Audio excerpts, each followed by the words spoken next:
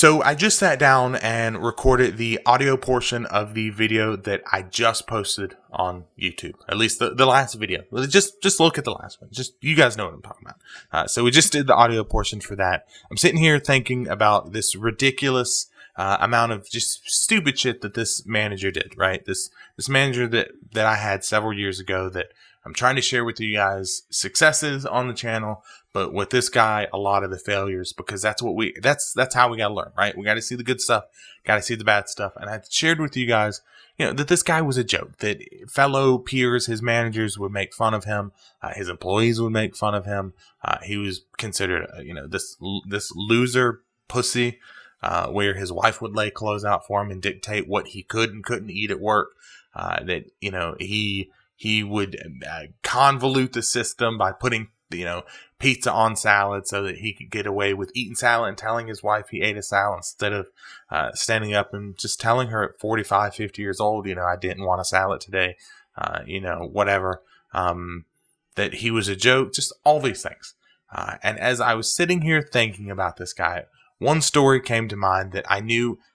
I just recorded the audio for the last one. I was like, I got to do this. I got to share this story. Not only because is it a great story, but it's so ridiculously out there that it needs its own separate video. So if you guys imagine, let's say 5 years ago, the team that I'm currently in charge of was split into three. We had a supervisor in charge of each team.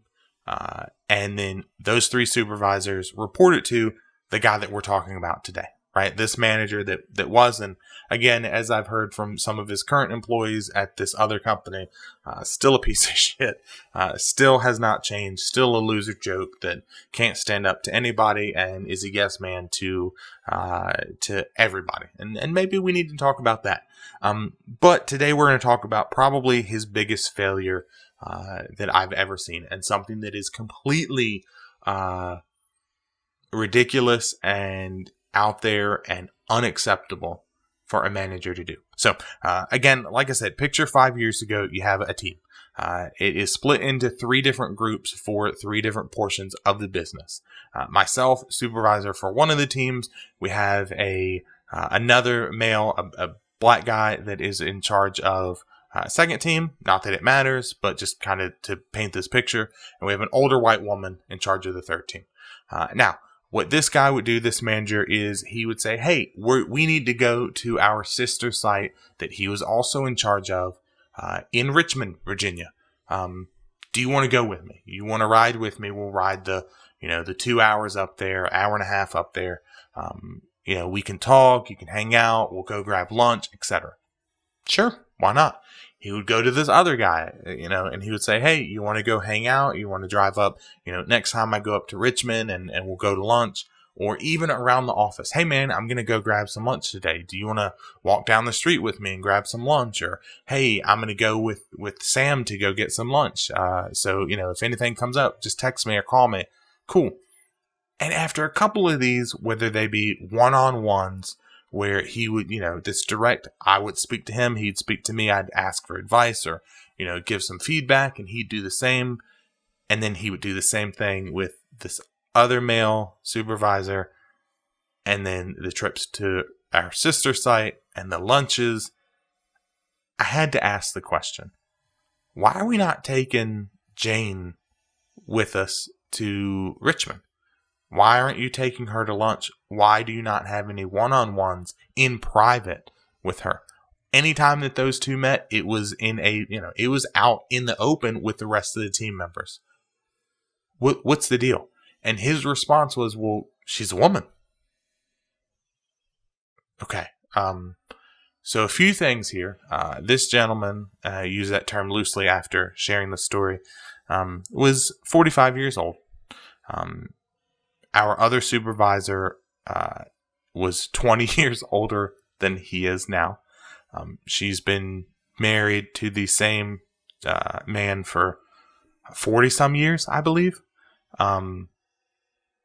She deserved absolutely the same amount of treatment, the same equal treatment that I was getting, that my peer was getting, and she didn't get it. Anytime the idea of taking her to Richmond was brought up, well, she'd have to drive herself. She can't ride with me. Anytime the question of, well, why aren't you doing a one-on-one in private with her? Well, I don't want the door closed, with her in there. Now, don't get me wrong. I get it to a slight extent that you don't want to be accused of being inappropriate. But if you're not treating the person equal to his or her peers, that's a problem.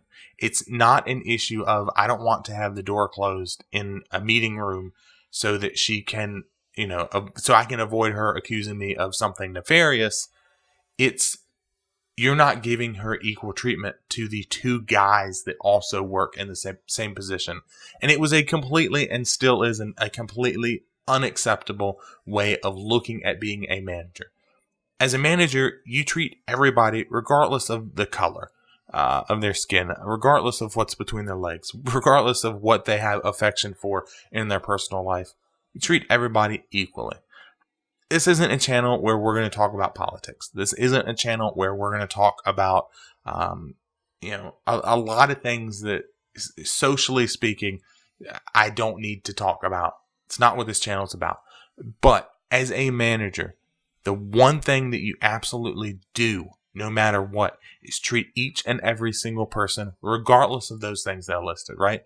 I don't care what color you are. I don't care what is or isn't between your legs. I don't care who you care about. What I care about is you doing a good job between 8 o'clock and 5 o'clock. That's what I give a shit about. And that's not what this guy cared about. He cared more about protecting what little flimsy image he had, so that he wouldn't be accused to whether it be those around him, his employees, his manager, his wife, I guess. This notion that he was doing something nefarious in a meeting room with a woman 20 years older than he was. He would rather that be the issue and not treat everybody equally. And it's unacceptable. It's something that you as a manager or a person in general should never do. And if you have ever, or you plan to, or you are currently doing something like this, you need to fix it immediately. Every person on your team gets treated equally. If you are in a position of power and you have people reporting to you in a leadership role, right? You're a guild leader and you have multiple officers. You're a department head and you have several team managers or supervisors or whatever the hell you want to call them reporting to you. They're all equal. They are all equal. And that's the way that you do these things. And it was so infuriating to hear this and then to talk to a woman that I had worked with, equally for, at the time, 6, 7, 8 years, that had been my friend, that had been a coworker, that had been a fellow supervisor and team lead, that had been in a position where, she was doing the same job-ish that I was. Obviously her duties and my duties weren't always the same, but to see that she was treated like this and to have to pull her aside and go, hey man, you got a second to talk about what's going on between you and this guy, because here's the scoop, and her finding out about this, and just the ridiculousness of having to tell a woman, here's the reason why you're not being treated equally. Don't let it happen is all I'm saying. With that being said, guys, I'm gonna wrap this video up. You guys know the deal. If you liked at least this video, the story, not the guy, not the manager, thumbs up. If you didn't, let me know in the comment section down below. And until next time, guys, I'll see you.